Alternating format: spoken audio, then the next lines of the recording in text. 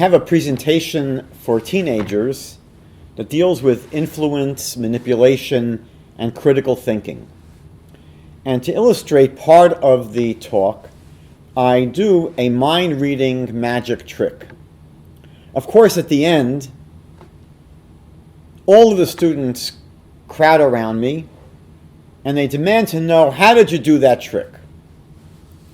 So I tell them that I'm going to give them a clue, and if they think about the clue for about 10 minutes, there's a good chance they'll be able to figure out how I did the trick. Over the years, almost none of the students sat and spent any amount of time thinking about the clue. Of the few who did, almost all of them were actually able to figure out how the trick was done. But the rest of the students would just shout out random thoughts that popped into their heads. There was virtually no thinking that went into their guesses. Their thought process was very superficial and shallow. They would just blurt out the first idea that came to them. Now, while some Christians are very careful and thoughtful readers of the Bible, at least they try to be, many others remind me of my teenage students. They come to the Bible not really prepared to think about what is actually being said, what the Bible is actually saying. But rather, they come to the Bible like someone playing Where's Waldo? They come to the Bible with the assumption, the axiomatic assumption, that the Bible contains clues pointing to Jesus. And this very often leads them to a very sloppy reading of the Scriptures, because the reader is primarily being attentive to finding any word or phrase, regardless of its context, that to them sounds like Jesus. Of course, this is usually based upon lots of imagination and assumptions about who Jesus was. We don't really know much about him.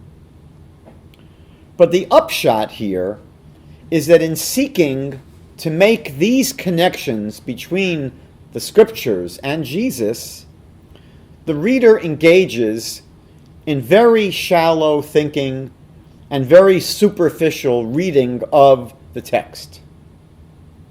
Here's a recent example that I received in an email a few weeks ago. Dear Rabbi, a Christian acquaintance of mine is claiming that Isaiah chapter 45, verse 11, supports the idea of a divine Messiah, because the verse says that the Lord has a creator.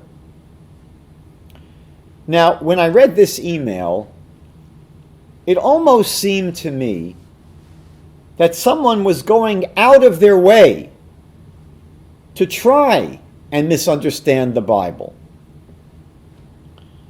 Many missionaries have written commentaries to the Tanakh, to the Hebrew Scriptures, but even the most gung-ho and over-the-top missionary has never pushed Isaiah 45, verse 11, this far as this missionary in the email was trying to take it. Let's look at the verse and see what it says.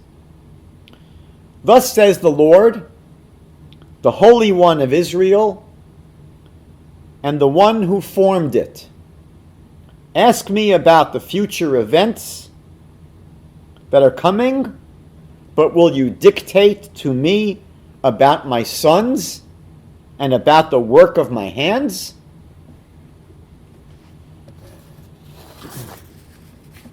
The verse begins, Thus says the Lord, the Holy One of Israel. The verse identifies God here, the Almighty, as the Holy One of Israel. And the next word in the verse is Veyotzro, which is normally translated as, and the one who formed it. What's the it? Well, the it is referring back, obviously, to Israel. So, thus says the Lord, the Holy One of Israel, and the one who formed it, the one who formed Israel. Meaning the Holy One of Israel is referring to the one who formed Israel, the creator of Israel, if you will. The word Veyotzro can also be rendered as the one who formed him.